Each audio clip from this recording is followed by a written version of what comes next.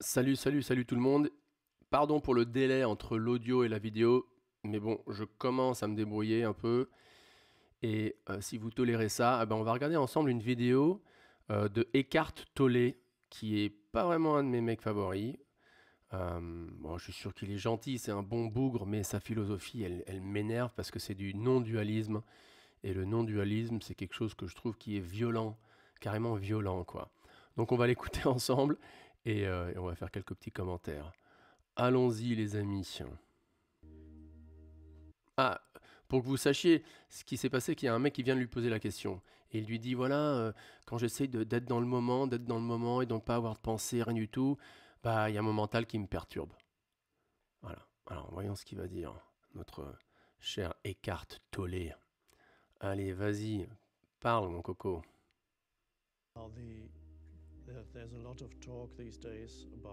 En ce moment, il y a beaucoup de discussions, c'est même plutôt une addiction.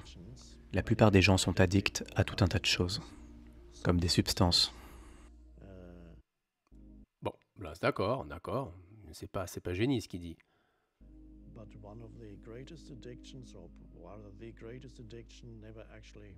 Mais une des plus grandes addictions n'est pas vraiment évoquée dans la presse, car les gens qui y sont addicts n'en sont pas conscients. Ah, C'est d'accord. l'addiction aux pensées. L'addiction aux pensées. Tu vois, c'est là, je trouve ça, il y a carrément un problème. Il y a un problème avec ça. Et je vais te dire pourquoi il y a un problème avec ça. Parce qu'il y a cette idée que toutes les pensées sont matérielles. Toutes les pensées sont matérielles et donc n'importe quelle pensée, c'est pas bon. Parce que le matériel, c'est contre le spirituel, quoi. Mais ce que Eckhart Tolle ne comprend pas, et c'est ce que tous les théistes, tous les monothéistes du monde entier, qui sont en bien plus grande majorité, comprennent, c'est que des pensées mauvaises, des pensées matérialistes, oui, en effet, c'est mauvais. Par contre, quand l'objet de ta pensée, c'est bel et bien Dieu, ou Jésus, par exemple, ou Krishna, ou Vishnu, eh ben, cette pensée n'est pas mauvaise, et c'est pas une illusion. Et c'est pour ça que les non-dualistes, on les appelle les non-dualistes, parce qu'ils croient que tout est une illusion, y compris la forme de Dieu, la personnalité de Dieu. Et c'est pour ça que je les aime vraiment pas beaucoup, quoi, ces pauvres mecs. Continuons à l'écouter, notre cher Eckhart Tolle. En fait, très addictif. Et quand on te dit « je ne peux pas m'arrêter de penser », c'est comme « je ne peux pas m'arrêter de boire, je ne peux pas m'arrêter de fumer, je ne peux pas m'empêcher de manger ». L'addiction aux pensées est la plus grande de toutes. Vas-y. C'est une addiction car c'est une drogue qui est là depuis longtemps. Donc, si les pensées, c'est mauvais, eh ben, pourquoi est-ce que lui, il pense et il parle, et il se fait du fric en plus? Parce que là, je viens de voir, il offre un cours une fois par an, un truc comme ça, tu dois payer 3 500 balles. Et le thème du truc, c'est voilà, développer ton être. Deviens un avec toi-même. Deviens, quoi. Deviens le tout, deviens le brahman, pour utiliser un nom sanskrit. Et ça, c'est une autre tricherie de sa part. Tous ces concepts, bon, après, tu me diras, il y a du non-dualisme dans toutes les religions du monde, hein. Les soufis, par exemple, c'est pas mal non-dualiste. Tu as bien sûr une école extrêmement puissante de non-dualisme en Inde. Et d'ailleurs, tous les non-dualismes modernes d'aujourd'hui, hein, sans le dire ou en le disant, et s'ils le disent, ils sont plus honnêtes, se rattachent ou se situent dans un paradigme hindou non-dualiste.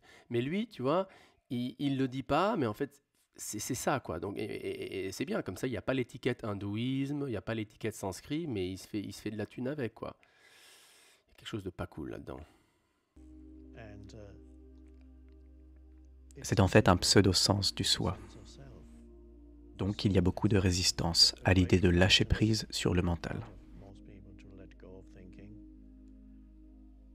Parce que les gens l'associent à un état d'endormissement.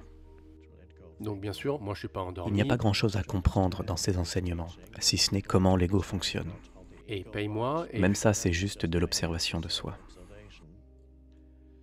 vas-y. L'essentiel ici, c'est la présence. Voilà, la présence. C'est ça, c'est toujours ça, les non-dualistes, la présence. Nous sommes tous un. Et donc, ultimement, il y a juste cette sorte de présence, et c'est tout ce qui compte. Et donc, quand tu ressens de l'amour envers quelqu'un d'autre, eh ben, même ça, c'est une illusion. Et ouais, les non-dualistes, en fait, c'est les pires romantiques du monde, quoi. Les pires romantiques du monde. Continuons.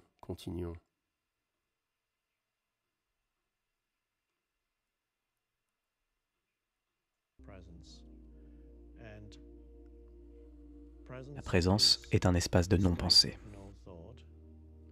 Bon, alors voilà, mais alors pourquoi est-ce que tu parles? Si la présence c'est un espace de non-pensée, eh ben alors pourquoi est-ce que tu parles? Dire, ferme ta gueule et va dans une grotte dans les Himalayas, comme il y a pas mal de non-dualistes d'ailleurs qui le font. Là, au moins, c'est honnête, tu vois. Casse-toi du monde, puisque tout le monde c'est Maya, ou un autre mot pour l'illusion, ou le profane, mais plus l'illusion, c'est Maya en sanskrit. Donc si tout ce monde c'est une illusion, eh ben casse-toi de ce monde. Casse-toi de ce monde. Qu'est-ce que tu fais là devant une télévision en train de parler et en te faisant plein d'argent en même temps? Tout pour nous dire que la vraie illumination, c'est un espace de non-pensée. Bah alors, pourquoi tu montres pas l'exemple alors? Mais la présence peut aussi avoir lieu quand la pensée est active. Tu peux tout à fait ne pas être complètement absorbé par tes pensées. Bon, ok, on lui accorde ça.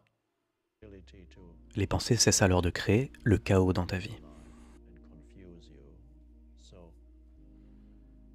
Non, pas nécessairement. Encore une fois, pas nécessairement.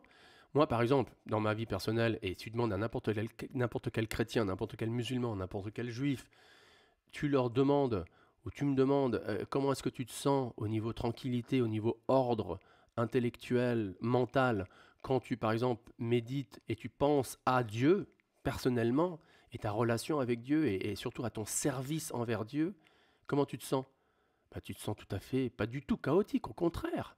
Alors après, si tu penses sans cesse, par exemple, à comment, je sais pas, de comment devenir un multimillionnaire, il n'y a rien de mal à essayer de devenir riche, mais si ça devient trop d'efforts et t'oublies de penser à Dieu, bon voilà, c'est nocif, quoi. Ou alors si tu penses, je sais pas, si tu penses à commettre un meurtre, ou tu penses sans arrêt à des films porno que tu regardes, bon, bah là, en effet, là, ces pensées-là rendent ta vie chaotique. Mais c'est ça que les non-dualistes n'arrivent pas à comprendre, c'est qu'il y a des différences, il y a différentes catégories de pensée, différentes catégories de paroles. Continuons à l'écouter, ou plutôt à le tolérer, ce monsieur Tollé. Allez, vas-y, parle-nous de l'espace de non-pensée. Ici, l'idée est qu'il ne s'agit pas de comprendre plus ou de commencer à analyser toute la théorie, mais de pratiquer l'état de non-pensée. Bon, bah alors pourquoi tu le fais pas là? T'es en train de nous parler. Bon, vous voyez, je répète le même argument, mais c'est vrai. Et les gens sont tellement dupes et ils payent des mecs comme ça des milliers d'euros pour que le mec leur dise non, mais en fait, arrête de penser, arrête de parler. Mais moi, je te parle. Ce qui peut être atteint par de multiples moyens, comme vous le savez. En fait, n'y pensez pas. Faites-le simplement. Devenez conscient du moment présent et acceptez-le tel qu'il est. Ralentir les excès du mental est une chose.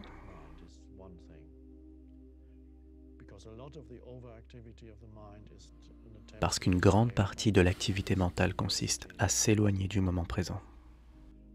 Bon, d'accord. Il fait un bon point. Il fait un bon point. La majorité des pensées qu'on a, ce sont des pensées matérielles, d'ordre matériel, donc ils ne sont pas reliés à Dieu, au divin. Et donc du coup, oui, en effet, ça nous éloigne du divin. Mais encore une fois, si tu appliques tes pensées à Dieu, au divin, à ton service à Dieu, si tu écoutes attentivement des noms de Dieu, de la musique dévotionnelle, par exemple des chants grégoriens, t'écoutes le Coran en train d'être récité, bah là, ces pensées qui viennent donc de l'écoute d'un son sacré, par exemple, ou ces pensées qui viennent en regardant, bon, les musulmans, ils n'aiment pas trop ça, parce que le shirk, tout ce qui est image de Dieu, représentation visuelle de Dieu, c'est gros péché, mais bon, chez les chrétiens, quand même, il y a des iconographies, et des images de saints, et de saintes, et du Christ, et de Marie, et il y a cette croyance que ces personnalités sont présentes dans leur forme visuelle, quoi, trois-dimensionnelle. Même chose avec le vishnouisme, ou la dévotion dévotionnelle qu'on trouve en Inde. Euh, donc les pensées qui écoulent de regarder une image de Dieu, ou écouter des louanges à Dieu, ces pensées-là, encore une fois, elles ne sont pas négatives, elles sont positives, elles sont transcendantales. C'est pas que toutes les pensées sont pareilles, mais bien sûr les non-dualistes te le diront, parce qu'ultimement, chez les non-dualistes, tout ici-bas est une illusion, y compris le langage.